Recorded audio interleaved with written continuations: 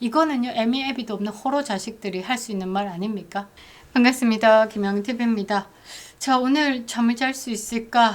저는 너무 속상하고요. 억울해서 잠을 못 잘 것 같습니다. 그래서 이제 카메라 앞에 섰는데요. 윤석열 대통령에 대해서 사형이 구형됐습니다. 법치는 과연 누구 편에 서 있을까? 묻지 않을 수가 없는데요. 대한민국 법은 죽었습니다. 대한민국 법이 죽었기 때문에 지금 이재명이가 대통령 자리에 앉아 있는 것이 아닐까. 자, 30년 만에 다시 등장한 이 네 글자, 사형 구형.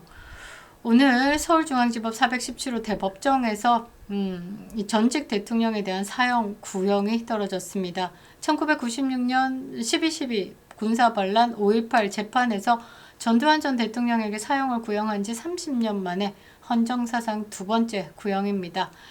자, 12.3 비상겸 사건이 내란 우두머리의 혐의를 받고 있는 윤석열 대통령이 내란 특검이 법정 최고형 사형을 선고해달라고 요청을 한 겁니다. 말이 안 되는 거죠. 자, 여러 가지 매체들이요, 이렇게 이야기를 하는데, 자, 특히 보수 유권자들이 이 장면을 보면 어떻게 느끼겠습니까? 저와 똑같지 않을까? 대한민국 법치는 죽었다. 자, 판결이 어떤 방향으로 나가든지요, 우리가 이 사건을 보면서 감정 싸움이 아니라 설명의 싸움, 기준의 싸움으로 정리할 필요가 있다라는 거죠. 우리는 싸우고 이겨야 되겠죠. 지금 이란의 시민혁명을 보면요, 이 싸움에 졌을 때 우리 미래 세대가 얼마나 큰 것을 감당해야 되는지 볼 수 있었습니다. 자, 제가 읽는 판은 이겁니다. 자, 박준영 자유대학 대표가요, 단식을 하면서 직위원 재판장에게 공소 기각을 때려달라. 이거는 공소 기각일 수밖에 없다. 뭔가 법의 절차에 의해서 윤석열 대통령이 지금 구속 상태로 있는 것이 아니다. 대통령의 고유 권한 자체를 수사할 수 없는 공수처가 지금 윤석열 대통령 들이밀고 와가지고 체포해가지고 지금 거기에 앉혀놓은 거다. 이거 자체가 말이 안 되는 거다. 공소 기각에 대해서 그 젊은 청년이요, 단식 투쟁을 이어갔습니다. 그래서 이게 이제 불이 붙어가지고 ROTC 그리고 같이 함께하는 보수 우파들이요, 삭발시까지 했습니다. 판이 더 커질 거였죠. 그런데 여기에 찬물 한 바가지 쫙 뿌린 게 누군지 아십니까? 이준석입니다. 이준석 잘하는 짓이죠. 자, 윤석열 대통령에 대한 이슈가 커지면 대한민국이 요동칠 것이다 라는 것을 알기 때문에 우리가 그걸 언제 봤습니까? 한남 대첩 때 봤고요. 윤석열 대통령 탄핵 반대 집회에서 봤고요. 50%가 넘게 국민의힘의 지지를 끌어올리면서 윤석열 대통령 구해내라 라고 국민들이 외쳤습니다. 그 불꽃이 또 터질까봐 이준석이가 똥물을 쫙 뿌렸죠. 장동혁 당대표 특검 공조하겠다. 그러면서 윤석열 대통령 오늘 마지막 결심 공판 때 아침에 8시부터 장동혁 당대표를 감아가지고 공조를 하겠다라고 언론에서 띄우고요. 그거 촉 받아가지고 김재섭이가 나와가지고 윤석열 대통령과 절연하는 것이 맞다. 요지를 했습니다. 보십시오. 그리고 국민의힘에서요, 윤석열 대통령 사형 구형에 뭐라고 논평을 냈냐. 우리 당 떠난 분이다. 미래로 나아가야 된다. 검찰 구형에 대해서 당에서 입장을 내는 것이 적절하지 않다라고 평했습니다. 미친 거죠. 이거는 애미애비도 없는 거죠. 당 쇄신 방안을 발표하면서 미래로 나가겠다라고 밝혔기 때문에 장동혁 당대표가 우리 당을 떠난 윤석열 대통령은 놈이기 때문에 이 사람이 사형을 받든 뭘 받든 당에서 공식적으로 뭔가 내는 거를 못하겠다라고 한 겁니다. 그러면서 청와대가 발표한 걸 딱 보면요, 뭐라고 하냐면 국민 눈높이에 맞는 구형을 한 거다라고 합니다. 법이요, 키 큰 놈 눈높이에 맞추고 키 작은 놈 눈높이에 맞추고 오른쪽에 있는 사람 눈높이에 맞추고 왼쪽에 있는 사람 눈높이에 맞추는 게 법입니까? 법입니까? 그건 법 아니죠. 여론의 방향에 따라서 움직여서 판결을 하겠다. 그거는 법 아닙니다. 그럼 목소리 큰 놈이 이기게요? 맨날? 법은 공정해야죠. 그래서 정의롭다라고 하는 거 아니겠습니까? 니키가 눈을 가린 이유가 뭡니까?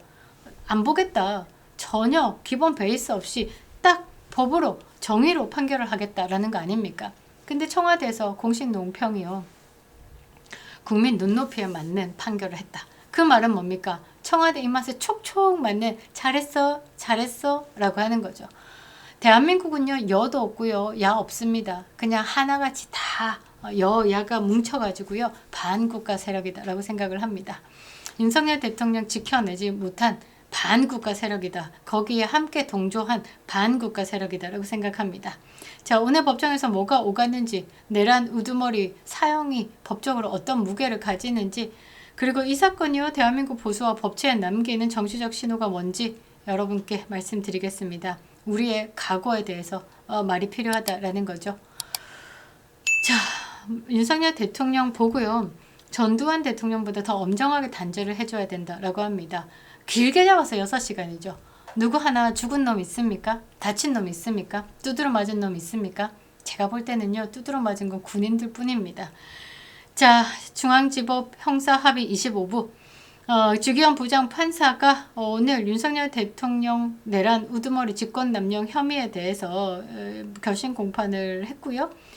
쟁점이 12.3 비상계엄 선포가 헌법에 대해서 수호였는지 아니면 헌법 질서를 깨는 내란 행위였는지입니다. 자, 특검의 구형 요지를 보면요. 이렇게 주장을 합니다. 윤석열 대통령의 위법적인 비상계엄으로 국회와 선관위를 무력화하고 국민의 정치적 자유, 생명, 신체의 자유를 위협했다. 선관위 아주 소중한가 봅니다. 애지중지 현지만큼 선관위가 애지중지한가 봅니다. 선관위 당연히 그 사실검증의 차원이 필요한 그 의혹의 투성이, 그것을 대한민국의 대통령이 봐야 되겠다라고 해서 비상계엄을 선포하고요. 선관위에 들어가서 서버 확보를 위해서 움직인 겁니다. 그거는 국민들의 주권을 위해서 판단을 내리신 거다라고 저는 생각을 하는데요. 이게 자유를 위협했고 생명을 위협했고 신체의 자유까지 위협했다랍니다. 어디다 갖다 붙여도 이렇게 희한하게 갖다 붙이는지. 그리고 이번 사태가요. 반국가 활동의 성격을 띤 내란이다라고 합니다. 민주주의와 법치, 자유와 같은 핵심 가치가 한순간에 무너진 사건이다라고 합니다. 법치를 무너뜨린 세력은 지금 저기 일본에 가 있죠. 윤석열 대통령을 두고 이렇게 판단을 하겠다라고 여론전을 펼치고 있는 거 보면 대한민국은요. 내일 망해도 그렇게 뭐 이상하지 않을 것 같습니다. 자, 마두로가 한 짓과 똑같고요. 여론으로 움직이고요. 사법부 움직이고요. 그들의 입맛에 맞게끔 뭐 착착착 떨어뜨리고요. 제가 이 부분을 가지고 이거는 정치적으로 프레임 전쟁이다. 그러면서 역사에 대해서 이 프레임 전쟁에서 진 사건을 말씀을 드렸죠. 그게 전두환 전 대통령입니다. 내란죄는요 형법 조항이지만요 사실상 동시에 역사적인 낙인의, 그러니까 정치적 프레임입니다. 자, 내란죄가 단지 법전에 적힌 조항이 아니다라는 거죠. 한국의 현대사에서 내란이라는 단어가 붙는 순간 그 사람의 세력이 앞으로도 수십 년 동안 어떻게 불릴 것인가, 군사 반란, 군합발, 내란 세력, 헌정의 유린 집단, 이러면서 끊임없이 우파를 공격해 왔던 그들이 뭐 손에 좀 맞는 키 같은 그런 거였다라는 거죠. 그런데 이번에 그 윤석열 대통령으로 마지막 퍼즐을 딱 맞춘 겁니다. 우파 정당을 두고 시시때때로 이제 맞는 키 움직이겠죠. 내란 정당, 내란 정당. 민주당이요 지금 프레임 전쟁을 하는 겁니다. 국민의힘은 이 프레임 전쟁에 말려 들어가지 않기 위해서 내란이다라는 그 형법을 정의를 하는 거예요. 설명을 하는 거예요. 국민적 공감을 얻는 거에 집중을 했었어야죠. 그런데 저쪽에서 내란 프레임을 씌우니까 그 내란에 같은 세력으로 들어갈까 봐 몸을 사리고 우리는 내란이 아니에요. 그래서 윤석열 대통령과 절연할게요. 요라고 있었다라는 거죠. 싸움을 할 줄 모르는 거다. 그동안에 그렇게 수십 년 동안 당해왔는데 전두환 대통령이 그랬습니다. 전두환 대통령이. 그래서 우파 집단에서조차도 조심스러운 대상이었다라는 거죠. 그런데 이번에 윤석열 대통령 내란 프레임 딱 씌우면서 사형 구형했잖아요. 직연 재판장은 사형까지 안 가겠죠. 무기징역으로 가겠죠. 형량 떨어뜨리겠죠. 그래도 어떻게 내란 프레임에서 못 벗어나는 겁니다. 그들이 잘 입었다라는 거죠. 누구의 도움으로? 이준석과 한동훈의 도움으로. 보수 세력 전체에다가 이 내란이라는 프레임을 씌우기 위해서 이 좌파 진영이요 끊임없이 노력을 해왔고 마지막 퍼즐 하나를 맞춘 거다라는 거죠. 누구의 도움으로? 기억하시기 바랍니다. 한동훈과 이준석의 도움으로. 그런데 그 반윤의 세력의 아이콘 이준석과 지금 공조를 하겠다라고 하는 겁니다. 대한민국의 보수 정당의 당대표가 쇄신을 이야기하고 보수의 가치를 이야기하면서 자유, 민주 국가로서 그리고 법치의 수호를 위해서 국민들과 함께 싸우겠다. 청년들과 함께 싸우면서 쇄신하겠다. 그런데 뭐 이준석 똥을 덕 들고 와가지고 공조를 하겠다라고 하는 겁니다. 보수 유권자들이 오늘 가장 크게 느끼는 감정이 뭘까? 보수 정권 언제든지 내란 세력으로 몰려가지고 저들의 입맛에 맞게끔 뭐 사형까지 가는 나라가 됐구나. 선거 부정에 대한 의혹 제기 못하는구나. 비상계엄을 통해서 선거 관리, 질서 유지, 이거 진실을 파헤치기 위해서 윤석열 대통령은 본인을 던졌는데 통째로 권력 독점 목적으로 쿠데타를 했다라고 규정을 받으면서 내란이라는 죄목을 떠안는 겁니다. 정치 보복을 법률 문장으로 포장한 것밖에 안 되는 겁니다. 법의 이름을 빌린 혁명의 재판이다라는 거죠. 거기에서 윤석열 대통령을 구해야지만 니들도 안전한 세상이 되는데 윤석열 대통령 구할 생각을 안 하고 국민들에게 이 내란이라는 이 형법에 대한 설명을 하지 않고 나만 우리만 안전하고자 그럼 오늘이 나타난다라는 거죠. 윤석열 대통령이 반국가 세력 내란 우두머리로 찍히는 순간 윤 정부 시절의 보수 세력은요 헌정을 파괴한 집단이 되는 겁니다. 이코르. 그래서 민주당이요 시시때때로 내란 정당, 그래서 정당 해산, 그냥 국민의힘 이참에 정당 해산 되는 게 차라리 나을 것 같습니다. 어제 반윤의 아이콘 이준석과 함께 공조를 하겠다라고 하면서 박준영 대표가 단식하고 ROTC가 삭발하면서 국민적인 공감을 끌어올리고 있는 상황에 똥찌끄레기 쫙 뿌리고, 저는 이 정치판이요 여와 야가 없다라고 생각합니다. 그냥 국가 세력이다. 뭐 국가 세력? 반국가 세력이다 라고 봅니다. 지금 우리가 해야 될 일이 뭐냐면요, 순교자 윤석열의 정신을 법치 회복으로 이어가야 되는 겁니다. 순교자? 여기서 제가 말하는 순교자는요, 이 많은 시민들이 이게 제대로 읽어야 되는 겁니다. 법치의 순교자가 된 겁니다. 자유민주주의를 지키려다가 내란 우두머리라는 이름을 뒤집어 쓴 대통령, 본인의 이름을 다 던지고 본인의 삶을 던지고 희생과 헌신을 선택한 순교자 윤석열이 되는 겁니다. 폭력을 부르자라는 말이 아닙니다. 법과 헌법의 기준을 지키려다가 정치 보복의 표적이 된 사람, 그 사람의 이름을 빌려가지고 자유와 법치 회복의 이야기를 우리는 더 크게 외치자라는 겁니다.